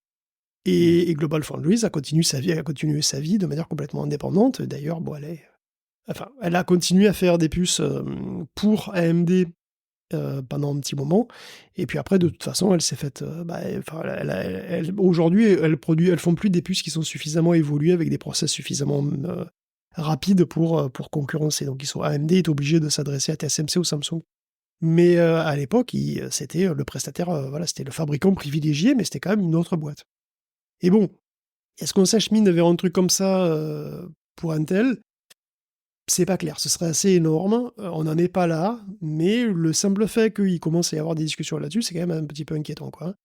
Alors évidemment, il y aurait surtout la possibilité de réduire la voilure pour Intel, c'est-à-dire d'abandonner des projets de construction, c'est-à-dire de voir un peu ses ambitions à la baisse, de retarder des projets, et d'ailleurs Intel a déjà commencé à le faire, et ça va, le problème c'est que les ambitions d'Intel, c'est aussi les ambitions des États-Unis, hein. Ça contrarie directement les ambitions de souveraineté technologique des États-Unis, parce que Intel, c'est le champion américain, clairement. Et il faut se rendre à l'évidence, hein, aussi énorme que puissent sembler les 8,5 milliards de dollars du CHIPS Act qui ont été attribués à Intel et les 11 milliards de prêts qui sont attenants, quand tu veux construire des usines dans des pays où tout est très cher, comme les States, c'est pas si énorme en réalité. TSMC aurait dépensé 28 milliards pour mettre au point son process N2, qui va démarrer l'an prochain. Samsung aurait dépensé 44 milliards pour 2 usines au Texas. Donc 22 milliards par usine, voilà quoi. Et Intel, Intel, oui, c'est un atout stratégique pour le pays, quoi. Hein. C'est un des rares qui technologiquement peut suivre les Taïwanais et les Coréens. Et donc peut-être que le Chips Act, c'était que le début en réalité. Peut-être que si Intel n'arrive vraiment pas à remonter la pente, ce serait pas exclu que l'État lui fasse la courte échelle. Alors il y a énormément de choses qui vont se jouer quand même dans les mois qui viennent, hein, en particulier sur le petit dernier, là, le process 18A, qui a la grosse pression. Là, le petit dernier, il a la grosse pression, parce qu'il doit performer quand même. Hein. Il faut vraiment qu'il soit à la hauteur, parce qu'il faut qu'il soit justement à la hauteur de TSMC, donc du N2 de TSMC, qui arrive en 2025. Hein. Il a la grosse pression, le petit. Par contre, si ça marche, Intel va attirer plein de clients qui seront trop contents de se passer des Asiatiques, donc ce sera gagné. Hein. Intel sera sans doute sauvé. Par contre, si ça marche pas aussi bien que prévu, pour une raison ou pour une autre, d'une manière ou d'une autre, voilà, c'est l'ambition de tout un pays qui sera contrariée. Bon, eh ben, c'est quelque part un all-in, hein, c'est un grand pari, et puis on va voir où ça nous mène. On continue, du coup, on va faire le tour, on va aller voir du côté d'AMD aussi. Oui, puisqu'on parle de processeurs, revenons vite fait sur les Ryzen 9000, hein, qui est donc pas très bien géré par Windows 11, à tel point qu'un patch a été publié pour la prochaine version, la 24H2, et il marche si bien qu'en fait il a été publié pour la version actuelle, c'est-à-dire la 23H2. Vous pouvez d'ores et déjà aller plus vite avec votre Ryzen 9000 et même avec des Ryzen plus anciens. Et ça qui est marrant, il va être mieux compris alors. Il va être mieux compris, en fait l'ordonnanceur est plus adapté aux spécificités des processeurs Ryzen, et pas que du Ryzen 9000. C'est une nouvelle d'ailleurs en double tranchant pour AMD. Parce que les Ryzen 9000 bénéficient plus que les Ryzen 7000 du patch, les Ryzen 7000, ils en bénéficient aussi. Et du coup, l'écart entre les deux se réduit encore. Ce qui fait que dans les jeux vidéo, si on en croit Hardware Unboxed, l'écart ne serait que de quelques pourcents. Ça confirme malheureusement pour AMD ce qu'on avait dit dans l'hebdo, c'est-à-dire que du point de vue des performances, c'est pas la peine d'acheter un Ryzen 9000 si vous avez un Ryzen 7000, voire un Ryzen 5000. C'est pas très justifié. Après, attention, détail qu'on n'a pas mentionné, il y a quand même son importance, hein. Le Ryzen 9000 consomme bien moins que le 7000, pour grosso modo donc du coup les mêmes perfs. D'ailleurs, c'est aussi un paradoxe assez étonnant pour AMD, parce que de base, le 9000, c'est un CPU, quand je dis le Ryzen 9000, en fait on parle du haut de gamme des 9000. Mais le haut de gamme des 9000, il a un TDP de 65 watts. Et on le met en face du haut de gamme des 7000, qui a un TDP de 105 watts. Ah oui, quand même, c'est une petite différence non négligeable quand même. Donc le nouveau, il est que marginalement plus rapide, mais en fait, il consomme quand même nettement moins. Du coup, c'est un peu débile de marketer les Ryzen 9000 comme ça, parce que il faudrait qu'il y ait un Ryzen 9000 à 105 watts pour qu'on puisse vraiment comparer les deux et qu'on puisse... parce qu'effectivement, à 105 watts, il a le potentiel de surclasser beaucoup plus nettement l'ancien. Alors que là, tout ce qu'on voit, c'est que c'est à peu près les mêmes, ouais, il est un peu meilleur, mais enfin bof, quoi, tu vois. Du coup, on dit, ça vaut pas la peine de les acheter. Mais en fait, le Ryzen 9000, il n'y a pas un mauvais CPU. Il est plus économe. Mais du coup, il est mal marketé, en fait. Ok, ouais, comme quoi, hein, ça a son importance aussi, et le positionnement... Bon, il est mal communiqué, mal mis en avant, oui, mal marketé, même en l'occurrence, effectivement. Un petit mot de ton chouchou, ça fait un petit moment qu'on n'en a pas parlé du risque 5. Oui, ça faisait beaucoup trop longtemps qu'on n'avait pas parlé de risque 5. Alors, qu'est-ce qui se passe? Heureusement, il y a un sujet là-dessus dans le cadre donc, de Hot Chips. Hot Chips qui vient de se terminer, évidemment, ça concerne risque 5 et l'IA, parce que, bien sûr... Alors cette fois, c'est Tenstorrent qui parle de son prochain accélérateur IA Turbo de Nvidia, basé sur la puce Black Hole. La puce géante comprend quand même 752 cœurs. Il risque 5, alors des cœurs miniatures. Alors s'il y a, il y a 752 cœurs miniatures, et il y a en plus 16 gros cœurs, qui sont aussi en risque 5 et qui sont un peu différents. Alors, Black Hole, c'est un véritable cluster sur puce, puisque en fait, il y a 16 grosses puces qui sont en fait des cœurs CPU plus normaux, plus complexes d'un point de vue serveur, qui restent beaucoup plus simples que des cœurs Xeon. Par exemple, ils sont dual issue in order, donc ça veut dire qu'ils ont la complexité d'un Pentium premier du nom de 1993. Donc c'est pas des cœurs très très sophistiqués, mais ils sont beaucoup plus complexes que les Baby Risc. Les Baby Risc, c'est les petites puces qui sont en nombre énorme. C'est comme ça qu'ils les appellent, et ce sont des cœurs 32 bits, avec 4 kg de cache, une petite mémoire locale, et ils ont une unité de calcul 128 bits, qui supporte les flottants 16 bits, entre autres, ce genre de trucs-là.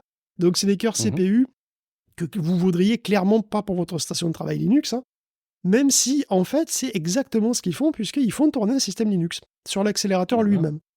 En fait, c'est un peu le pilote de la puce. De toute façon, soyons clairs, hein, les GPU modernes sont tellement complexes que leurs drivers sont des systèmes d'exploitation. Parce que c'est Ok. des trucs qui compilent, qui ont des ordonnanceurs super complexes, qui gèrent les entrées-sorties, des espaces mémoire, qui sont multi-thread, multitâches. Et ça ressemble à C'est un des OS. OS. C'est des OS. C'est des OS pour GPU, mais enfin, c'est des OS. Et finalement, pour le Black Hole, cet OS, c'est un OS vraiment, c'est Linux, quoi, tout simplement. Mais bon, globalement, les gros cœurs sont là pour orchestrer le boulot, et les baby, eux, c'est eux qui vont paralléliser au max les petits morceaux de calcul sur les matrices géantes, hein, parce que c'est un boulot qui est finalement très simple, très déterministe et très fastidieux. Et donc la puce, c'est ça. C'est espacer régulièrement un peu de RAM, des cœurs de gestion, donc un petit peu de RAM, des cœurs de gestion de tout venant, quoi, de gestion du réseau, tout ça, de gestion des données, et puis des paquets de baby cœurs, de baby calculateurs. Et tout ça, ça fait un accélérateur qui est pas ridicule, mais qui est pas dément non plus, parce qu'une seule puce, l'un dans l'autre, elle est moins puissante qu'une A100, hein, qui est quand même l'arrivée à l'NVIDIA de 2020, donc c'est pas, voilà, pas complètement d'hier. Le truc, c'est que Tenstorrent peut aligner 32 black holes dans ce qu'ils appellent une galaxie, qui rentrent dans un seul nœud. Donc par rack, vous avez 23 pétaflops max en 8 bits et 1 teraoctet de mémoire très très rapide, hein, 16 terabits par seconde de bande passante totale. Et là, on est au niveau, voire au-dessus d'un nœud DGX H100 de chez Nvidia. Donc en fait, il faut voir ça au niveau du rack et pas au niveau de la puce toute seule. Et évidemment, vous pouvez aussi aligner plein de racks à plein de nœuds pour faire votre super ordinateur, parce que voilà, pourquoi pas, hein, ça coûte que quelques centaines de millions de dollars après tout, hein, faut pas exagérer. Toutes ces énormes masses de communication passent par un protocole Ethernet standard, c'est ça qui est marrant, hein, juste boosté aux hormones. Alors, c'est pas le premier accélérateur de Tenstorrent, mais le précédent était vu vraiment comme une carte d'accélération à enficher dans son serveur. Là, en réalité, les systèmes Black Hole sont considérés comme des machines autonomes, des machines à part entière qui n'ont pas besoin d'ailleurs qui n'ont pas besoin de cœurs de processeurs en plus, quoi, je veux dire, parce qu'en fait, des cœurs de processeurs, il y en a partout, les cœurs de gestion, c'est des vrais cœurs de processeurs qui sont gérés comme des cœurs de processeurs et qui font tourner Linux, donc voilà.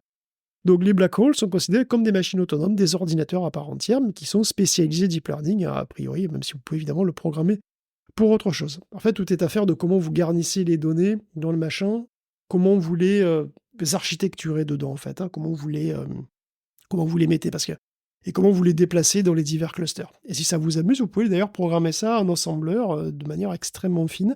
Et puis si ça ne vous amuse pas, vous avez heureusement des couches d'API qui sont compatibles à PyTorch, JAX et compagnie, quoi, voilà. Et surtout, si on a parmi vous qui vous amusez à ça, surtout faites-nous signe, on échangera ensemble. Guillaume Broadcom qui veut qu'on aille toujours plus vite dans nos communications. Oui, ça peut paraître dingue hein, de se dire qu'on utilise un réseau Ethernet comme la box, hein, comme votre box, pour véhiculer des données à des terabits par seconde. Et pourtant, c'est une vraie tendance. En fait, les réseaux, c'est le nerf de la guerre du calcul haute performance, hein, parce qu'on arrive à de très grosses puissances de calcul qu'en mettant plein de machines en parallèle. Et en fait, ces machines en parallèle, elles doivent échanger des données à des vitesses très élevées, à tel point que le PCI Express, c'est déjà trop lent. Pour les accélérateurs modernes, le PCI Express, c'est trop lent. En fait, pour les trucs de deep learning comme ça, ils communiquent entre eux par des réseaux, qui sont des réseaux dédiés, hein, qui peuvent être NVLink, pour NVIDIA, ou Infinity Fabric, ou Ethernet, tout simplement, une sorte de super Ethernet. Et donc, tu branches directement les accélérateurs avec des câbles, des câbles dédiés, avec des vitesses de plusieurs centaines de gigabits par seconde, et tu répartis tout ça sur des gros switches. Ça se fait avec des câbles, et le truc, c'est que c'est des câbles en cuivre, et là, on commence à sentir aussi que ces câbles, ils commencent à atteindre leurs limites. Et c'est pour ça qu'on a des recherches sur le passage en optique, dans une certaine mesure, c'est un peu comme le passage de la DSL à la fibre, quelque part, hein, si pour ceux qui s'en souviennent. Mais bon, voilà, en super plus ultra rapide, évidemment, dans des data centers. Alors l'optique, c'est super, mais ça n'a pas que des avantages, paradoxalement. Ah, quels sont les inconvénients? Mais l'optique, c'est plus rapide, et surtout, le signal ne s'affaiblit que très peu avec la distance. Donc ça, c'est quand même très cool. Oui. Mais ça chauffe, et ça fait plus de consommation. Alors ça chauffe, pourquoi? Parce qu'en fait, les processeurs, ils sont pas optiques, eux. Donc il faut des transformateurs optiques électroniques, des émetteurs-récepteurs, pour relier tout ça aux machines. Et puis, il en faut pas mal, en réalité, il en faut une par prise. Et une par prise de switch. Et à l'échelle d'une armoire et d'un data center, il y en a beaucoup des prises, et donc ça s'accumule, et donc même si c'est que 15 watts par liaison, et qu'on a, on a des switches, les switches des data centers, c'est pas vos switches, hein, c'est les switches qui ont 64 ou 128 connexions, et donc ça finit par faire des kilowatts en plus, et on n'a pas besoin de ça. C'est pour ça que c'est pas si simple, et que l'idée qui circule en ce moment, c'est un peu comme d'habitude de tout foutre sur la puce. En particulier, tout le bordel de modulation et démodulation optique, on essaye de le graver directement sur la puce, quoi. Et on a vu un proto Intel, donc il n'y a pas longtemps, puis on a vu à Hot Chips aussi des proto Intel comme ça, de communication optique qui se font directement en die, quoi. Donc on a carrément, voilà, c'est juste, on a une puce avec une prise fibre, quoi. C'est à peu près l'idée. Et donc à Hot Chips, on a vu Broadcom qui présentait des progrès sur sa propre solution en la matière. Donc ce qu'il fait, c'est qu'il fabrique un switch déjà, un switch optique, dont les puces, donc les ASIC spécialisés, utilisent ce principe de modulation-démodulation directement intégré à la puce. Donc voilà, le switch complet, c'est 64 voies à 800 gigabits seconde, chacune, qui utilise 5 ASIC, avec tout le bazar intégré. Et il a aussi une solution comme Intel pour faire la même chose sur les GPU. Donc foutre une prise réseau directement optique dans la GPU, quoi. Voilà, vraiment sur la puce de la GPU. Et le stade final, c'est de connecter directement en optique, via des switches optiques, jusqu'à 512 GPU entre elles. Il faut voir que quand on fait ça, on peut traiter l'ensemble comme une seule et unique GPU. Une GPU géante, voilà, énorme. Et c'est ce que fait NVLink. NVLink, il fait exactement ça, et il permet de considérer 72 GPU comme une seule GPU logique géante. Alors évidemment, c'est très pratique, c'est très apprécié. Broadcom veut porter cette valeur à 512. Et alors, ça va être possible parce que les liaisons optiques ne s'atténuent pas. Parce qu'aux vitesses où on va, aux vitesses où va NVLink actuellement, le signal ne peut pas faire plus de quelques mètres dans du cuivre. Après, ça devient brouillé, quoi. Tu peux plus maintenir la vitesse au-delà d'un mètre ou deux, quoi, globalement. Et donc, ça limite la possibilité de faire des super GPU à grande échelle.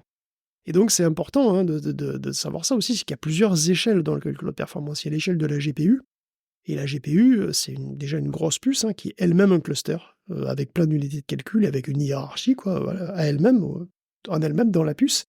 Et puis après, tu as l'échelle qui est l'échelle NVLink.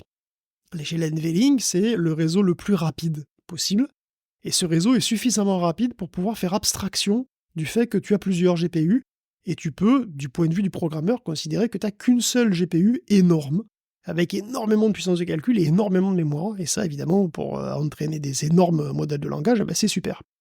Il y a des concessions à faire quand même, parce que c'est quand même un réseau qui, c'est quand même un réseau, quoi, donc il faut quand même faire des concessions, il faut quand même faire attention, en fait, c'est quand même super pratique.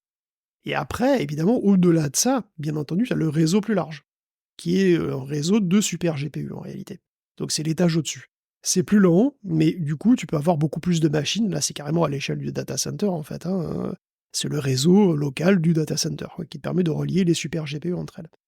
Et donc, c'est important d'avoir des super GPU les plus grosses possibles, parce que c'est super pratique et ça permet d'avoir d'avoir beaucoup plus de vitesse, quoi. Alors, pour le moment, les solutions de Broadcom sont des protos. Il n'y a pas de vrais GPU AMD ou Nvidia qui les utilisent, mais c'est des propositions. Et c'est pas le seul sur les rangs à faire ce genre de truc. Mais bon, on sent que la liaison optique généralisée, ça pourrait bien être le futur du calcul de performance, parce que de ce point de vue-là, si on arrive à tout intégrer sur la puce, ça consommerait marginalement plus, finalement, pas beaucoup plus, et ça pourrait faire des super GPU, quoi. L'enjeu en vaut la chandelle quelque part, et ça permettrait de faire peut-être un bond de géant à suivre. On continue évidemment avec un modèle de langage, un Llama, qu'on pourrait faire tourner dans dans une très très grosse machine, Guillaume. Oui, dans une très très grosse machine. Alors, comme à presque tous les Hot Chips, on avait une démo de Cerebras, les spécialistes des puces super géantes, qui ont la taille d'un plat à tarte. Cerebras, il en est quand même à sa 3e génération de puces obèses, qui s'appelle les WSE3, et qui possède 44 gigaoctets de mémoire on-die. Alors attention, quand on dit 44 gigaoctets de mémoire, ça paraît pas très impressionnant, mais attention, ce n'est pas de la HBM, c'est vraiment comme si vous aviez 44 gigaoctets de mémoire cache dans votre processeur. C'est une mémoire qui est aussi rapide que qui va à la vitesse du processeur, qui va à la vitesse des registres. Soit 21 pétaoctets secondes de bande passante accumulée, ce qui est démentiel. C'est génial, mais du coup, ça fait pas énormément de mémoire en réalité, parce que il y a quand même une limite à la mémoire que tu peux intégrer on-die, même sur une puce géante. Et donc actuellement, alors bien sûr, vous pouvez mettre des Cerebras en réseau aussi, mais évidemment, il y a toujours une petite perte quand vous mettez ces trucs-là en réseau. Alors, Cerebras a toujours fait la promotion de son matos pour l'entraînement de modèles de deep learning, c'est comme ça vraiment qu'ils ont commencé. Mais le problème, c'est que l'entraînement de modèles, ça prend encore beaucoup plus de mémoire que l'inférence des modèles, que d'utiliser les modèles qui sont déjà faits. Et du coup, comme Ils sont quand même limités par la physique, hein. Ils peuvent pas proposer tant de mémoire que ça. Là, ils sont à 44 Go. Bon, bah, la prochaine génération, il y en aura sans doute plus, mais bon. Comme ils peuvent pas proposer tant de mémoire que ça, ils vont se lancer dans l'inférence parce que ça demande quand même moins d'espace. Alors, c'est pas nouveau, hein, rien ne vous empêchait de le faire avant, mais là, Cerebras va mettre donc l'accent dessus, mettre à disposition une API qui vous permettra de faire tourner en ligne des modèles de langage sur des superpuces de Cerebras à des vitesses super vitesses. Hein. C'est des super vitesses qui sont permises par des super mémoires sur leur super grosse puce. Alors, quelle vitesse? Si vous optez pour la sveltesse d'un tout petit lama, 8 milliards de paramètres, hein, que vous pouvez d'ailleurs par hasard faire tourner chez vous, alors vous pouvez le faire tourner chez vous, sauf que chez vous, il ne tournera pas à 8000 mots par seconde. Et si vous optez pour le modèle qui est vraiment plus gros, hein, 70 milliards de paramètres, on est quand même à 450 mots par seconde, donc les lamas parlent très très très vite avec Cerebras.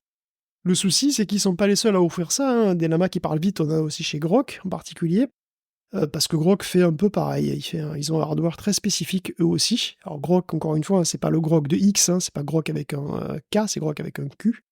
Ça n'a rien à voir avec X. C'est une boîte qui a développé des accélérateurs de transformers qui sont ultra spécifiques. Ça accélère que les transformers. Et c'est des accélérateurs en kit. En gros, chaque kit, il y a une certaine quantité de mémoire.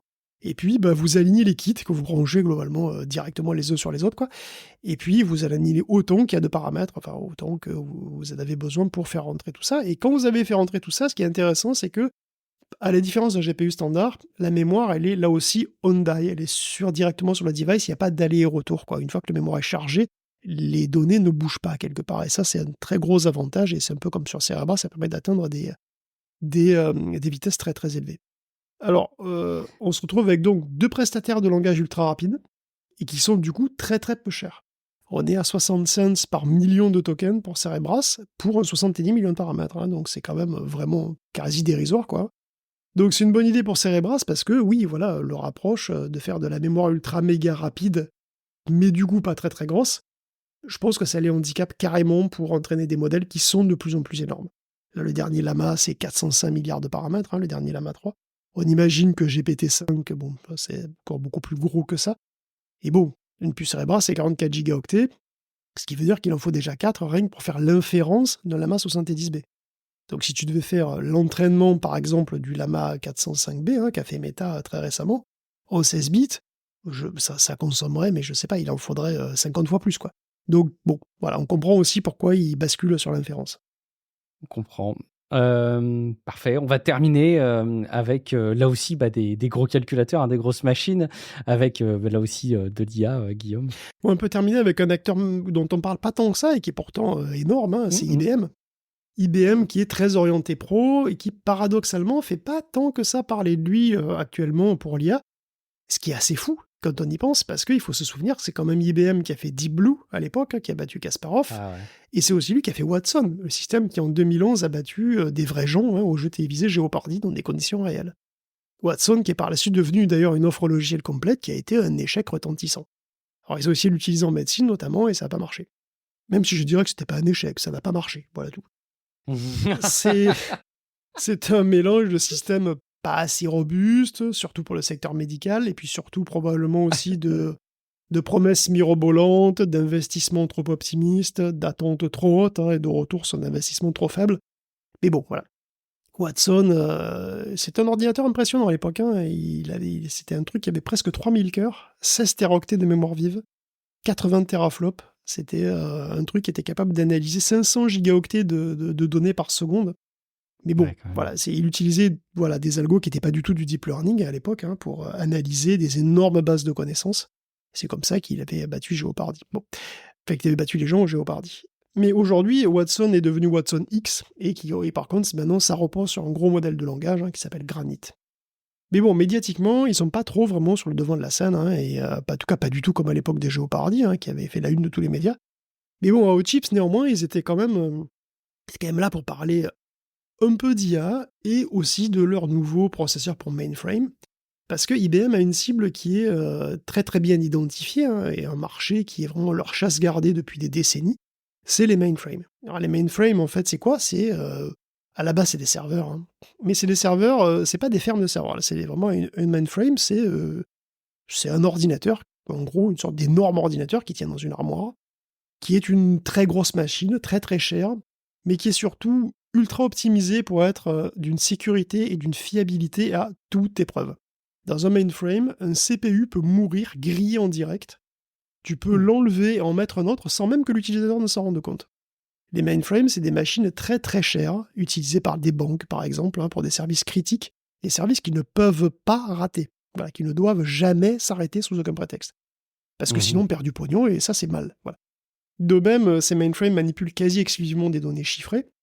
Ce qui se passe dans la mainframe reste dans le mainframe, tu vois, parce que c'est vraiment... Parce que les banques, voilà, elles n'aiment pas avoir leur contenu, évidemment, il faut des trucs chiffrés. Et puis, elles ne aiment pas trop aller dans les clouds, faire appel à des gens pas trop connus, un petit peu louches, comme Google ou Amazon, tout ça, ils n'aiment pas trop. Donc, ils préfèrent voilà, faire tout sur site et donc avoir leur propre grosse machine administrée, etc. Les données de leurs clients tournent sur leur code en COBOL, chez eux, comme depuis 35 ans, et puis voilà. Bon, j'exagère un peu, on se modernise, on passe à Java progressivement, et puis on veut aussi tremper un petit pied ou un petit orteil dans l'IA, mais toujours avec la sécurité, la fiabilité et tout ça, donc dans la mainframe. Et c'est pour ça qu'IBM propose des accélérateurs Spire à ses clients, des clients de mainframe, donc c'est les systèmes Z. Et on a vu aussi la nouvelle génération de processeurs pour les prochaines mainframes Z17, qui s'appellent les Telum 2, et c'est vraiment un univers à part, les mainframes. Les Telum 2, c'est des puces qui ont 16 cœurs, qui tournent chacun à 5,5 GHz, et ils sont prévus pour fonctionner sur des cartes à 4 sockets par rack, jusqu'à 4 racks, donc 256 cœurs pour un nœud, et 64 téraoctets de RAM maximum. Donc les Telum, c'est des processeurs qui sont très réactifs, qui ont des fréquences très hautes, et qui ont énormément de cache, qui ont 10 fois 36 mégaoctets, en fait, qui est partageable sur toute la puce. Enfin bon, voilà, ils ont 360 mégaoctets de mémoire cache, qui peut constituer un L3, disons, virtuel, on va dire. Ils intègrent aussi désormais un DPU qui est chargé d'accélérer les entrées-sorties avec les lignes PCI Express, le cache, les liens avec les autres nœuds, les autres sockets, etc. Et bien sûr, le Telum 2 a une NPU, même s'ils n'appellent pas ça comme ça, ils ont une unité d'accélération de deep learning qui est pas énorme, qui fait 24 Tera opérations par seconde, ce qui est pas énorme en soi pour des puces pro super giga comme ça. Mais bon, il faut voir que c'est des processeurs qu'on n'utilise jamais seuls. C'est des processeurs qu'on utilise par 4 au minimum, et probablement par plus. Donc en gros, dans un nœud, on peut avoir jusqu'à 768 teraops, et ça c'est quand même nettement plus significatif. Et puis si vous avez besoin... Oui, vas-y. Non, vas-y, je te laisse terminer. Si vous avez besoin de plus, de toute façon, effectivement, il y a les Spire. Les Spire, donc c'est Spire avec un Y, quoi. Globalement, c'est pas des trucs démentiellement originaux, c'est une carte PCI Express avec dessus une puce gravée en 5 nanomètres par Samsung, comme le Telum 2 d'ailleurs, qui est aussi gravé comme ça, et qui contiennent 32 cœurs qui sont optimisés pour le calcul matriciel, avec des formats de nombres qu'on aime bien en deep learning, il y a 16 bits, 8 bits, etc.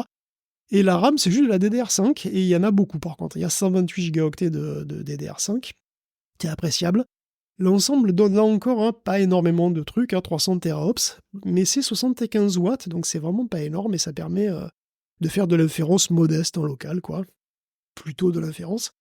Mais bon, comme avec le reste, vous pouvez mettre plusieurs spires, comme vous voulez, dans les nœuds, et ça permet d'avoir une grosse spire virtuelle avec 1 teraoctet de mémoire. Donc voilà, alors le but, de toute façon, c'est pas de s'amuser à faire des chatbots érotiques, c'est clairement de permettre de faire tourner des algos de deep learning plus ou moins costauds, pour des apps pro plus ou moins ciblés, et tout ça dans le périmètre ultra sécurisé et fiable de la mainframe. Je t'en prie. Je voulais savoir si tu avais terminé parce que je t'entendais tousser et je voulais pas te. Je tousse et j'ai terminé à la fois. Excellent. Merci. C'est toujours, ça donne toujours le tournis un petit peu ces dimensions d'applications et d'ordinateurs, mais c'est hyper intéressant de savoir que dans Tech Café, on peut aussi adresser ces sujets grâce à la veille que tu peux faire et la restitution que tu en fais, Guillaume. Et puis, tu ne fais pas que de la veille sur l'actu chaude, Guillaume, tu expérimentes, tu te retrousses les manches, d'une part parce que c'est signe de boulot, mais aussi parce qu'il fait chaud quand tu le fais. Tu fais chauffer les ordinateurs chez toi pour nous livrer des tutos, et d'ailleurs, c'est des tutos qui permettent de faire tourner des modèles de langage et des générateurs d'images sur son propre ordinateur, et tu nous as livré la semaine dernière un supplément, donc un épisode qui vient en complément de l'épisode hebdomadaire, un épisode supplément sur lequel tu mettais un petit peu à jour des conseils que tu as déjà donnés. Alors, je rajoute maintenant les liens vers les précédents épisodes dans les notes de l'épisode pour que les gens puissent rembobiner le fil et reprendre les choses depuis le zéro s'ils le souhaitent. Et en plus, alors maintenant, tu vas nous rajouter des patchs, donc en gros des mises à jour petites, des petits compléments de mise à jour entre les épisodes de patch. Bon, vraiment, ça montre que l'actu, elle est beaucoup trop chaude pour qu'on ne l'actualise pas, Guillaume. Bah, en fait, c'est juste que j'ai trouvé, entre précis. maintenant et la fin de l'épisode, enfin la fin de l'enregistrement de l'épisode tuto, j'ai trouvé 2 petits trucs intéressants parce que donc c'est un petit patch du patch, effectivement, de l'épisode supplément la semaine dernière. C'était pour faire tourner des IA locales et on avait une petite section pour faire tourner des IA sur le téléphone, hein, parce que voilà, ça marche désormais pas trop mal. Et j'avais donc détaillé 2 logiciels et depuis je suis tombé sur un 3e logiciel et sur un truc qui peut s'avérer intéressant. Alors, je suis tombé sur un logiciel qui est open source et que je trouve plus agréable que Made, dont j'ai parlé, qui était lui aussi l'alternative open source de l'épisode. Et c'est un logiciel qui s'appelle Chatter UI, Chatter UI, hein. Il peut avoir lui aussi plein de moteurs, comme Olama en distant, ou d'autres, hein, un petit peu comme Made. D'ailleurs, il est capable de faire aussi de l'inférence en local. Il suffit de choisir l'API locale et d'importer votre modèle, qui est toujours en GGUF, pareil, donc pareil que sur votre PC. Que vous pouvez le télécharger d'ailleurs directement sur votre mobile, il n'y a pas de problème. C'est un truc qui est assez simple, mais qui a plein de réglages. Plein de réglages pour le sampler, par exemple, tout ça. Vous pouvez télécharger des personnages sur Pygmalion ou Character Hub. Alors, vous mettez le lien ou carrément, vous avez l'image de profil parce que, en fait, les personnages, les chatbots, si vous voulez, vous choisissez un modèle de langage, hein, celui que vous voulez. Et puis après, la personnalité, c'est la fiche de perso. Si vous voulez, la fiche de perso, elle est inclue souvent dans un PNG où il y a la tête du personnage. Hein. Ça peut être un personnage connu ou un personnage inventé. Et puis, dans les métadonnées, vous avez tout simplement le prompt qui contient la fiche de perso et comment le truc doit se comporter. Et donc, vous pouvez tout simplement importer le PNG, c'est très simple, hein, qui vous permet d'avoir à la fois le petit icône, la tête du perso, et puis toutes les informations du prompt, etc. Donc, vous pouvez donc faire ça, hein, télécharger votre PNG, et puis après l'importer, vous avez directement votre chatbot tout prêt. Donc, c'est un truc qui est très réactif, Chatter UI, et qui est compatible avec à peu près tous les GGUF. Le truc, c'est qu'il n'est pas sur l'App Store, et qu'il n'existe pas sur iOS. Donc voilà, c'est aussi pour ça que je fais le petit segment ici, et pas, parce que, bon, il est pas, si vous avez sur iPhone, c'est pas la peine. Et puis si vous n'avez pas confiance au truc qui sont pas sur l'App Store, vous passerez votre chemin, mais bon, là, c'est quand même un logiciel open source sur GitHub. Voilà, vous téléchargez l'APK, hein, vous téléchargez simplement l'APK dans votre navigateur, et voilà, vous l'installez. Alors, en marge de ça, ce qui est intéressant avec ce truc, je pense que c'est aussi vrai pour les autres, hein, mais en tout cas, c'est le cas pour Chatter UI. Il implémente une version récente de la MassCpp qui est compatible avec un format de fichier qui a son intérêt sur les machines mobiles et qui est utile de mentionner, même si c'est pas super intuitif. Donc c'est bien d'en parler un petit peu. Alors, encore une fois, vous savez bien, hein, il y a 2 étapes. Quand vous avez un chatbot, il y a 2 étapes. Il y a dans la génération de texte, il y a la première étape, c'est la lecture globalement du prompt par le modèle, la digestion du prompt. Et puis après, il y a mot à mot, à partir de cette digestion du prompt, on prévoit un mot, on le rajoute au prompt, et puis après on fait la génération, on continue. La phase de digestion, elle est assez lente sur mobile. Et c'est une phase qui est moins stressante pour la mémoire que la phase de prédiction. Donc en gros, on utilise moins de mémoire et plus de calcul quand on fait la gestion du prompt, et beaucoup plus de mémoire et aussi beaucoup de calcul quand on fait l'inférence, quand on fait la prévision. Donc ce qui est limitant plutôt dans la phase d'ingestion, c'est que la puissance de calcul. Et dans la phase de prédiction, les allers-retours mémoire sont très importants et ça peut vite devenir handicapant. Même si ça l'est pas forcément, évidemment, ça dépend de votre ratio bande passante mémoire, puissance de calcul. Bref, les processeurs ARM, comme ceux pour PC, ont, selon leur génération, divers sets d'instructions pour accélérer les calculs vectoriels. En particulier, les processeurs récents, les Snapdragon 7 Gen 1 et ultérieurs, et aussi les Exynos 2200 et plus, peuvent fusionner les opérations d'addition et de multiplication qui reviennent extrêmement souvent, et donc ça va plus vite. Mais pour en tirer au mieux parti, il faut que les formats des nombres utilisés collent un minimum, les tailles, etc. Et donc, les quantifications classiques, celles dont j'ai parlé dans l'épisode de la semaine dernière, que j'utilise la plupart du temps, qui sont les 4K quelque chose, les Q5K, Q4K, etc., elles sont pas idéales pour ça. Elles sont pas idéales pour utiliser ces machins-là. Donc, il existe un format en 4 bits qui est dérivé en fait du format le plus basique, qui est le format Q40, qui s'appelle, attention, c'est très très intuitif, Q underscore 0 underscore 4 underscore 8, donc Q4048, qui, il se trouve, s'adapte très bien à l'usage de la FMA, qui accélère notablement la digestion du prompt. Donc, si vous avez un processeur ARM récent, vous pouvez essayer ce format-là, donc Q4048, pour des modèles qui sont pas trop petits. Parce que ça reste quand même une compression de 4 bits, donc ça commence à se sentir pas mal. Hein. Si vous prenez un tout petit modèle et qu'en plus vous le compressez en 4 bits, ça peut être un petit peu exagéré pour les petits Gemma dont j'ai parlé la dernière fois. À moins que vous ayez vraiment des contraintes importantes. Donc, heureusement, il n'y a rien à savoir de plus, hein, c'est-à-dire que ce format marche très exactement comme tous les autres. Hein. Donc, vous téléchargez votre Llama 3.1 en format Q4048, hein, c'est un truc qui fait 4,66 gigaoctets. Vous avez un lien dans les notes, hein, sur un modèle qui est exactement comme ça. Et donc, je l'ai testé avec ChatterUI, et j'ai quand même plus de 3 tokens par seconde sur mon téléphone, qui est donc un Snapdragon 7 Gen 1, hein, donc c'est tout à fait utilisable pour discuter avec, et surtout, la génération de texte, elle est accélérée un petit peu à la marge. Par contre, la digestion du prompt, elle est presque 2 fois plus rapide. Et ça, c'est quand même très appréciable. Donc, si vous voulez, voilà, c'est peut-être à tester si vous avez envie de discuter, de vous amuser à discuter sur vos téléphones. C'est un petit addendum que je voulais faire à l'épisode de la semaine dernière. Des compléments comme ça, distillés dans les épisodes, une raison de plus pour s'abonner à Tech Café. Guillaume, ça relève du génie, ta stratégie pour conquérir le plus d'auditeurs possible commence à éclater au grand jour, mais parce qu'elle est géniale. Merci beaucoup d'avoir compilé tout ce suivi de l'actualité des nouvelles technologies. On espère que vous avez passé un bon moment et surtout que vous retenez pas mal d'éléments. Bon, en tout cas, vous avez les notes de l'épisode qui vous permettent d'aller vous appuyer sur les articles sur lesquels Guillaume s'appuie pour relayer toutes ces infos. Donc évidemment, vous avez matière aussi à creuser de votre côté l'ensemble des sujets si vous le souhaitez.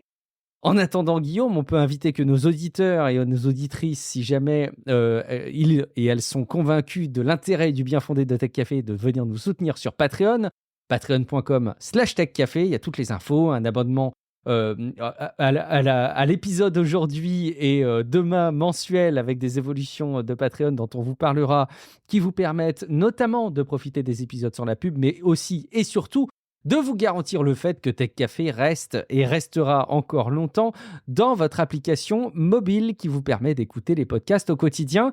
Guillaume, est-ce qu'on peut expliquer à nos auditeurs et à nos auditrices où on peut te retrouver sur Internet ? Écoute, je pense qu'on va me retrouver sur le bon coin, voir s'il n'y a pas des mainframes d'occasion que je peux récupérer. Ah, tu crois ?